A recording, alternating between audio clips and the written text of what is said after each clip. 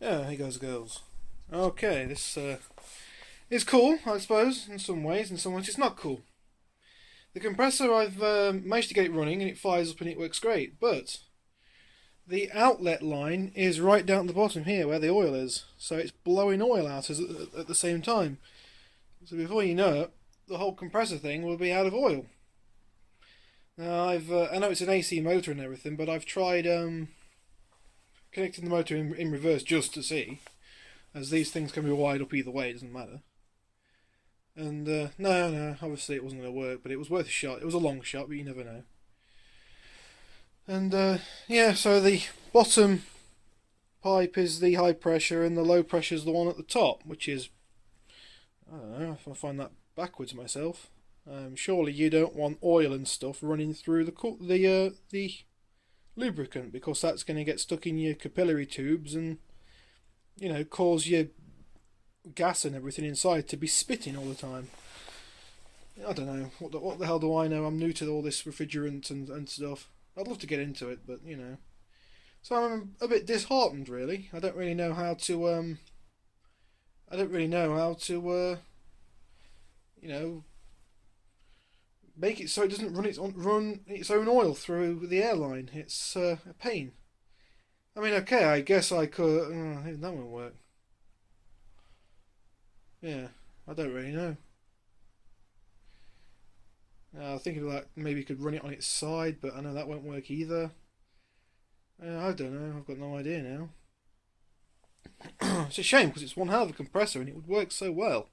And the output it's got is a lot. It really doesn't half throw air out of it. It's really fast.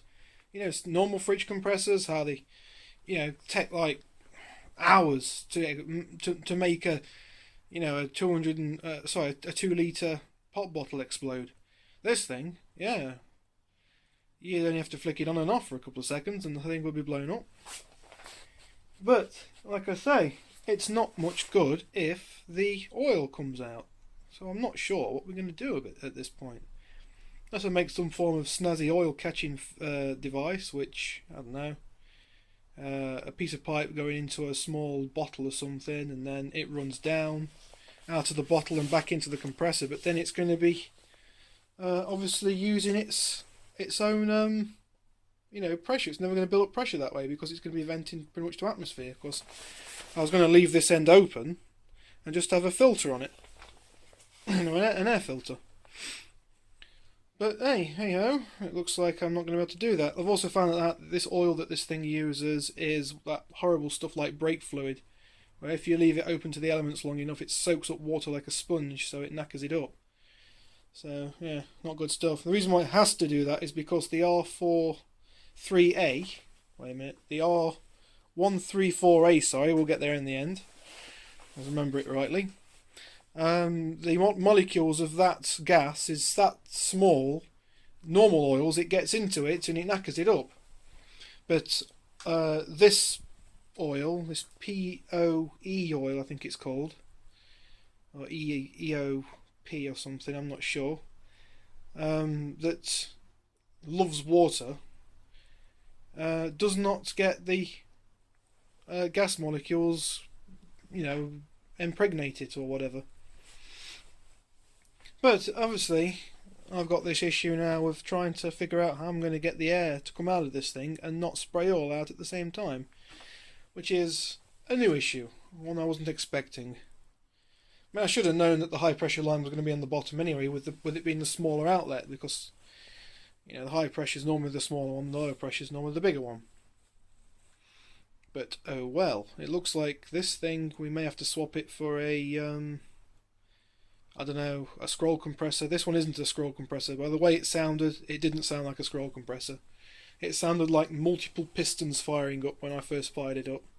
It sounded really good, actually. Like I say, I've drained the oil out of it now. I'll probably dispose of it somehow, some way or form. I'll take it down to the local recycle place. And as for the fridge compressor, well, I don't know. It doesn't look good. Like I say, I may take it down to another scrapyard I know of and try and swap it with another one Problem is, trying to find a compressor this big that isn't 3-phase and 400 volts is pretty difficult. I was really lucky finding this one that was single phase. Had a bit of a had a bit of an issue with it being with me getting some things online, looking at the schematics for the thing, and it was coming up saying it was a you know, a 3-phase compressor, and I was like, how can it be? There's only 3 pins on the side of the thing. It's not. It's just a capacitor start run type. Yes.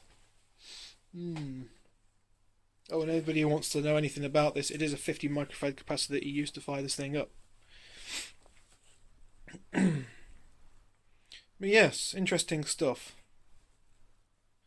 I just wish I could have got it sorted out a little bit better. Well, I don't know what to do now.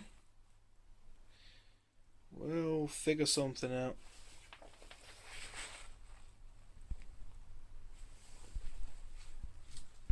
Stop then. Damn it, video. Stop playing. Stop recording. Ah! My fingers are that gobbled up with oil, they won't register on the screen. Ah. Come on.